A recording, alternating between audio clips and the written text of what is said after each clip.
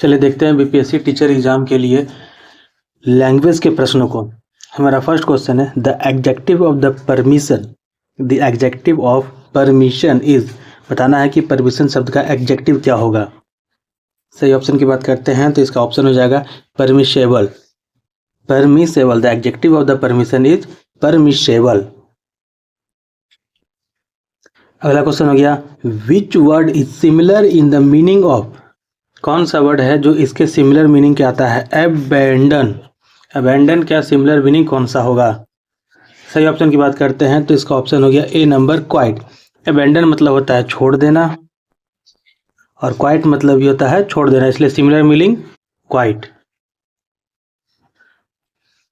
हमारा अगला क्वेश्चन हो गया इन कोल्ड ब्लड, एक आइडियम दिया गया है इन कोल्ड ब्लड, उसका मतलब क्या होता है।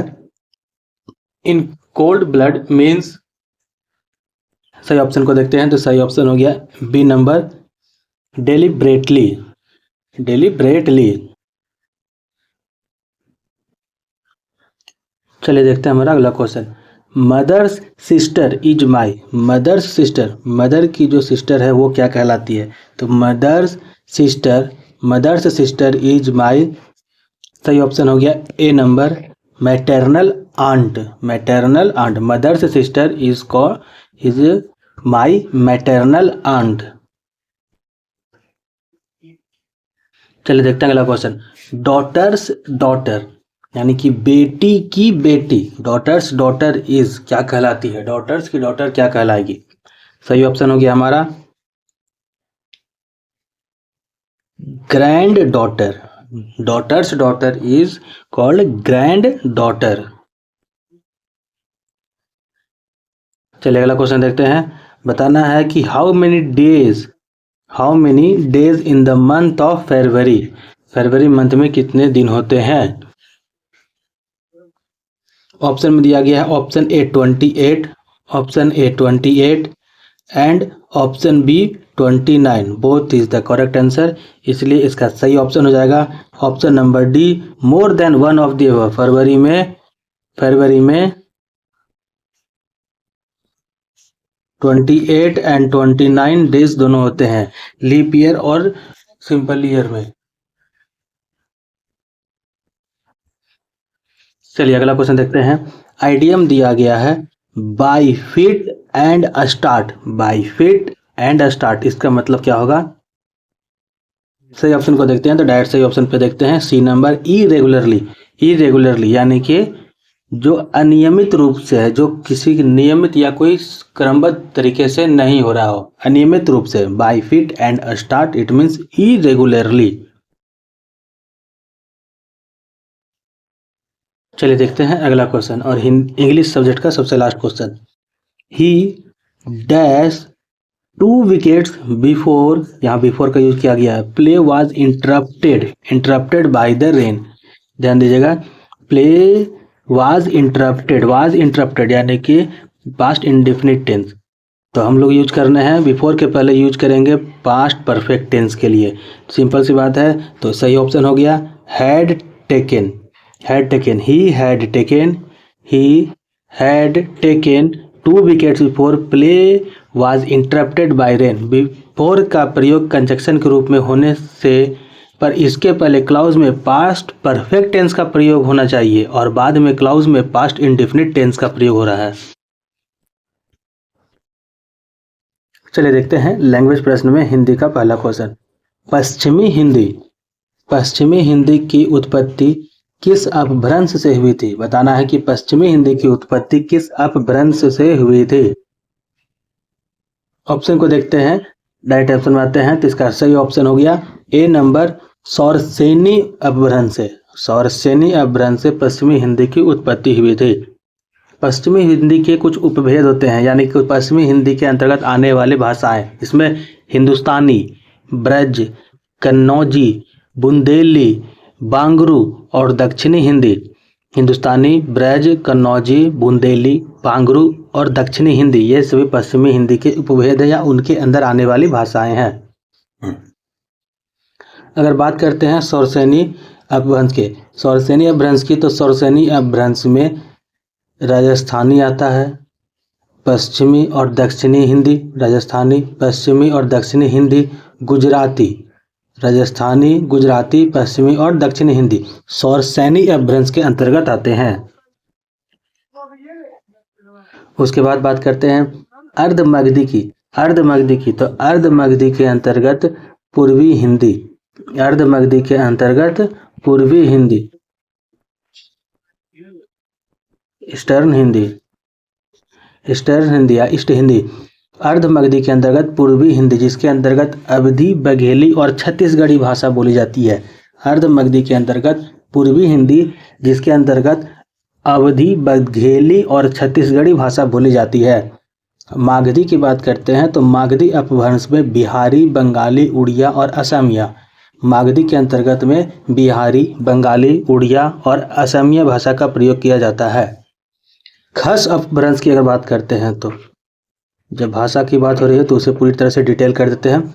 खस अपभ्रंश में पहाड़ी बोली का प्रयोग किया जाता है। खस अपभ्रंश में पहाड़ी बोली का प्रयोग किया जाता है, जिसमें कुमायूं, गढ़वाली और नेपाली। खस अपभ्रंश में पहाड़ी बोली का प्रयोग होता है, जिसमें कुमायूं, गढ़वाली और नेपाली भाषा का प्रयोग किया जाता है।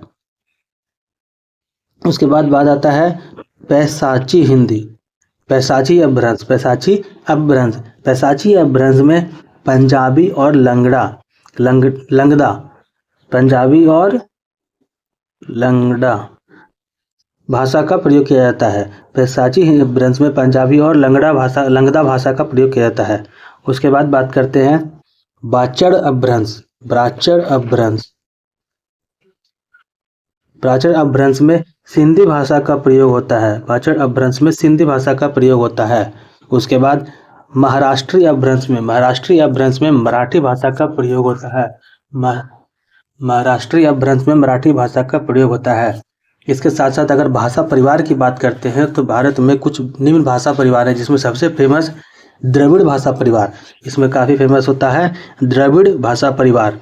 द्रविड़ भाषा परिवार के अंतर्गत में तमिल, तेलुगु, कन्नड़, मलयालम, तुलु, कोंडी, गोड्डी और भाषा द्रविड़ भाषा परिवार के अंदर आते हैं। ये भाषाएं भारत में बोली जाती है। तमिल, तेलुगु, कन्नड़, मलयालम, तुलु, कोडगी और गोडी भाषा। और द्रविड़ भाषा की एक भाषा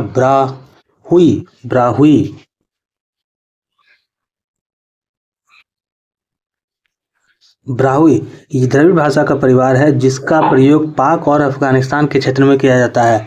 द्रविड़ भाषा की ज़्यादातर भाषाएं भारत में बोली जाती है, जिसमें तमिल, तेलुगु, कन्नड़, मलयालम, तुलु, कोडगु, गोडी भारत में बोली जाने वाली द्रविड़ भाषा है। और बाहुड़ी द्रविड़ भाषा की पाकिस्तान और अफगानिस्तान में बोली जाने वाली भाषा है। भारोपीय भाषा की अगर बात करते हैं तो भारोपीय भाषा उत्तर भारत के भागों में बोली जाती है, जिसके अंतर्गत हिंदी, बंगाली, मराठी, गुजराती और पंजाबी भाषा का प्रयोग किया जाता है। भारोपीय में उत्तर भारत या देश की भाषा में हिंदी, बंगाली, मराठी, गुजराती, पंजाबी का प्रयोग किया जाता है। वहीं भारोपीय में विदेशी भाषा की बात करते हैं तो जर्मेनिक, रोमांस, स्लाविक और यूनानी भारोपीय भाषा का विदेशों में बोली जाने वाली भाषा है। इसके साथ साथ भारत में अन्य भाषाओं में चीनी तिब्बती भाषा परिवार भी होता है, जिसके अंतर्गत मणिपुर, बोडो और तिब्बती भाषा, चीनी तिब्बती भाषा परिवार में मणिपुर, बोडो और तिब्बती भाषा भारत में बोली जाती है। ऑस्ट्रो एशियाटिक भाषा भारत की आदिवासी जनजातियों की भाषा है, जिसके अंतर्गत संथाली, मंडा और खासी भारत में आदिवासियों द्वारा बोली जाने वाली भाषा है, जो ऑस्ट्रो एशियाटिक परिवार के अंतर्गत आता है। चलिए देखते हैं अगला क्वेश्चन। भारत संघ की राजभाषा कौन सी है? सही ऑप्शन हो गया ए नंबर हिंदी। राजभाषा की अगर बात करते हैं तो राजभाषा हमारी भारत संघ की राजभाषा हिंदी है, जिसका वर्णन आर्टिकल 343 में राजभाषा हिंदी और लिपि देवनागरी तथा अंक भारतीय मानक का अंतर्राष्ट्रीय रूप से उल्लेख किया गया है। आर्टिकल 343 में भाषा के रूप में हिंदी और लिपि के रूप में देवनागरी को भारतीय मानकों का अंतर्राष्ट्रीय रूप के रूप में उल्लेख किया गया है। चलिए देखते हैं अगला क्वेश्चन। हिंदी वर्णमाला में वर्णों की संख्या, हिंदी वर्णमाला में वर्णों की संख्या कितनी है? हमें बताना है कि वर्णों की संख्या कितनी है। सही ऑप्शन की बात करते हैं तो सही ऑप्शन हो गया सी नंबर 50 के आसपास। हिंदी वर्णमाला में कुल 52 वर्ण आते हैं, कुल 52 वर्ण आते हैं। इनको विभेद इस तरह से किया गया है कि इसमें 11 स्वर, 11 स्वर अ आ ई से लेकर के लास्ट में औ तक, ये हो गए 11 स्वर। उसके बाद 2 अयोग्य वाह, अयोग्य वाह जिसमें अह और आह आती है, अन्न अन, अन और आह, अन और आह। 2 अयोग्य व्याह, 2 अयोग्य व्याह वर्ड हो। उसके बाद 33 कॉन्सोनेंट, 33 कॉन्सोनेंट या व्यंजन जिसको बोला जाता है, 33 व्यंजन या कॉन्सोनेंट, जिसमें कवर्ग, चवर्ग, टवर्ग, तवर्ग, पवर्ग और अंत स्थल में य र ल व, अंत स्तर में य र ल व। उसमें व्यंजन में स, दंती स, मूर्धन स और स। इसके बाद एक ह,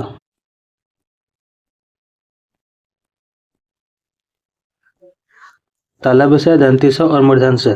उसके बाद ह, ये उसमें व्यंजन आते हैं, उसमें व्यंजन में आते हैं, उसमें व्यंजन में आते हैं। उसके बाद संयुक्त व्यंजन की बात करते हैं तो 4 संयुक्त व्यंजन होते हैं, 4 संयुक्त व्यंजन होते हैं, जिनमें छ, त्र, ज्ञ और री, छत्र ज्ञ और री, छत्र ज्ञ और री। उसके बाद बात करते हैं द्विगुण व्यंजनों की। तो द्विगुण व्यंजन 2 होते हैं, ड और ढ, ड और ढ 2 द्विगुण व्यंजन होते हैं। इस तरह से कुल वर्णमाला में 52 व्यंजन, 52 वर्ण, सही 52 वर्ण होते हैं।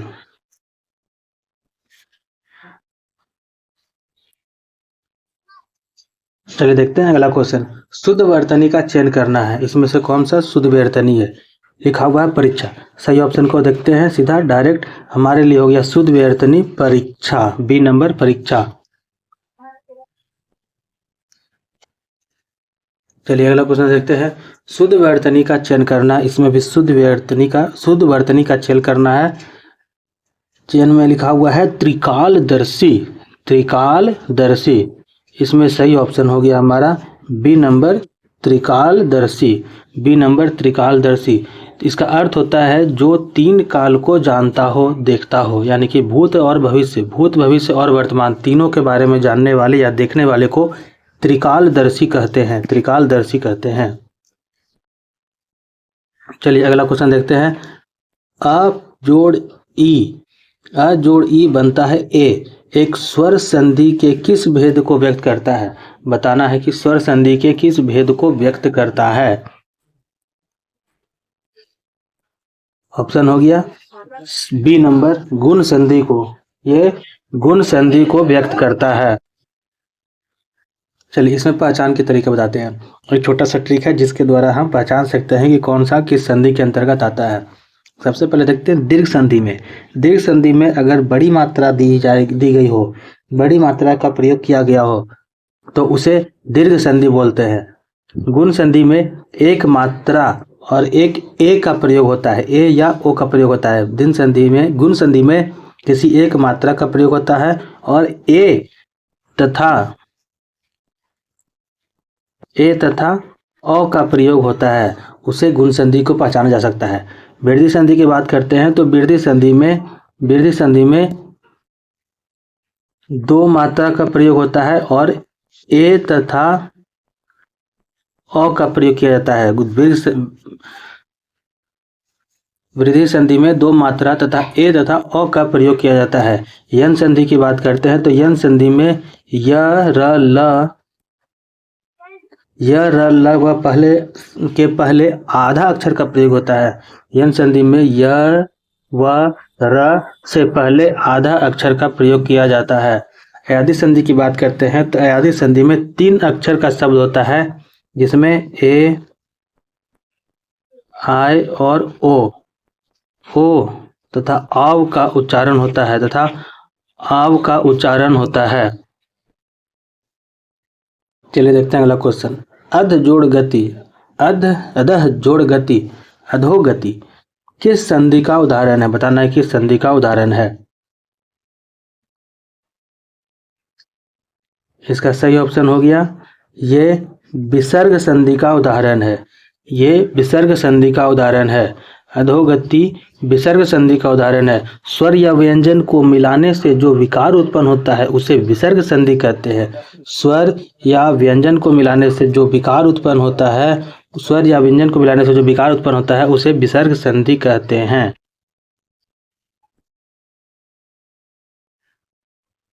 चलिए देखते हैं अगला क्वेश्चन। प्रत्युपन्नमति शब्द में प्रयुक्त उपसर्ग क्या है? बताना है कि इसमें उपसर्ग क्या है। सही ऑप्शन की बात करते हैं तो इसका सही ऑप्शन हो गया प्रत्युपन्नमति में प्रति शब्द जो है वो उपसर्ग के रूप में प्रयोग किया गया है। प्रति उपसर्ग का अर्थ होता है विरुद्ध, विरोध या प्रत्येक, सामने, एक एक कर, ये प्रति का अर्थ होता है। और प्रत्युपन्नमति का अर्थ होता है जो तुरंत ही कोई उपयुक्त बात या काम सोच ले। चलिए देखते हैं अगला क्वेश्चन। कृत प्रत्यय किन शब्दों के साथ जुड़ते हैं? बताना है कृत प्रत्यय किन शब्दों के साथ जुड़ते हैं। तो कृत प्रत्यय क्रिया के अंत में जुड़ते हैं।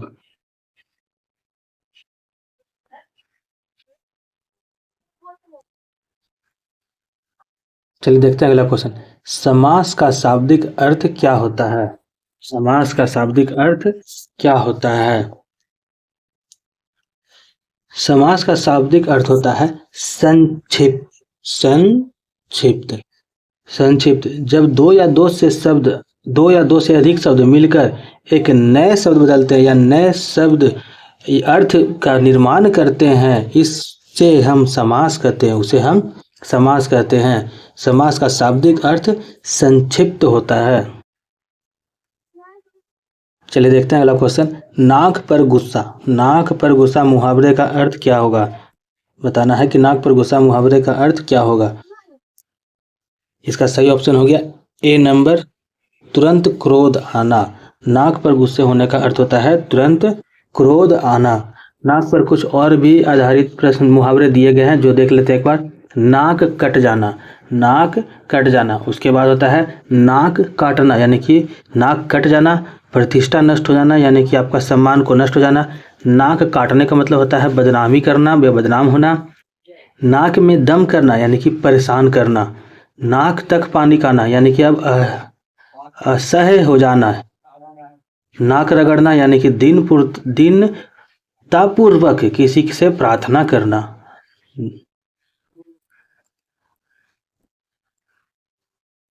चलिए देखते हैं अगला क्वेश्चन। अंगारों पर लौटना मुहावरे का अर्थ निम्न विकल्पों में से कौन सा होगा? बताना है कि अंगारों पर लौटना इसका सही अर्थ क्या होगा। इस मुहावरे का सही अर्थ क्या होगा। सही ऑप्शन हो इसका हो गया ए नंबर, ईर्ष्या में व्यथित होना यानी कि अंगारों पर लौटना यानी कि किसी से ईर्ष्या करना, किसी से बहुत ज्यादा जलना।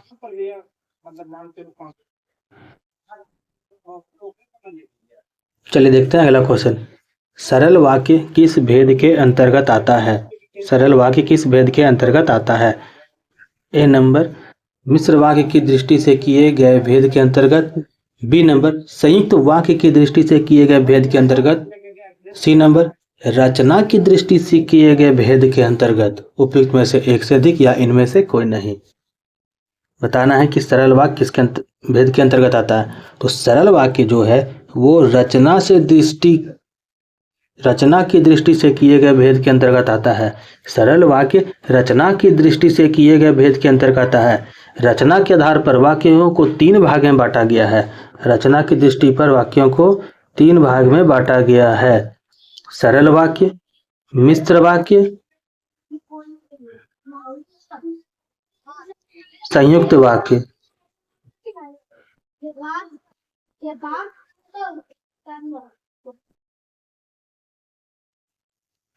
अगर बात करते हैं रचना के आधार पर, तो रचना के आधार पर 3 प्रकार के वाक्य होते हैं। रचना के आधार पर 3 प्रकार के वाक्य होते हैं। सरल वाक्य, मिश्रित वाक्य, मिश्र वाक्य और संयुक्त वाक्य। संयुक्त वाक्य अगर बात करते हैं अर्थ के आधार पर, तो अर्थ के आधार पर वाक्य के 8 भेद होते हैं, वाक्य के 8 प्रकार होते हैं। पहला हो गया विधि, विधिवाचक। दूसरा हो गया निषेधवाचक, निषेधवाचक। तीसरा हो गया आज्ञावाचक, आज्ञावाचक। उसके बाद विस्मयवाचक, विस्मयवाचक। उसके बाद संदेहवाचक, संदेहवाचक। इच्छावाचक, संकेतवाचक और संदेहवाचक ना, संकेतवाचक और अंत में प्रश्नवाचक।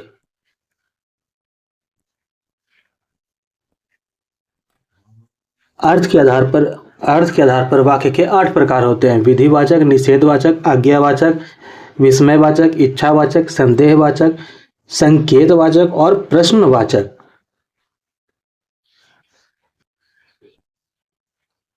चलिए देखते हैं अगला क्वेश्चन। सामग्री, सामग्री का पुल्लिंग शब्द क्या होगा? सामग्री का पुल्लिंग शब्द साम्राज्ञी, साम्राज्ञी का पुल्लिंग शब्द क्या होगा?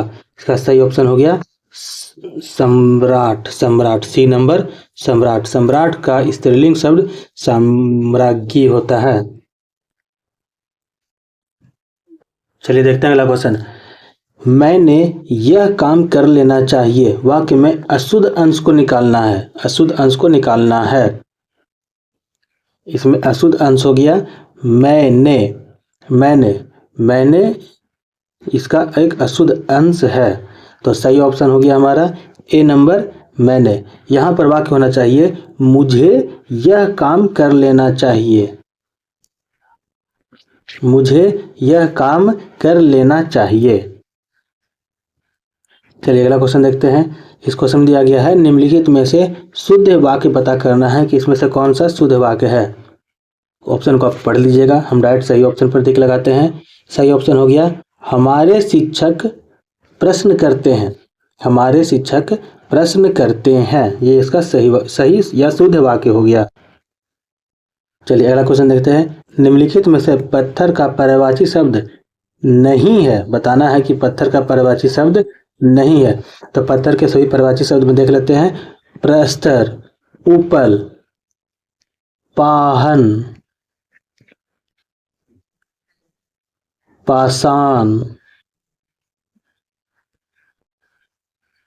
ओला,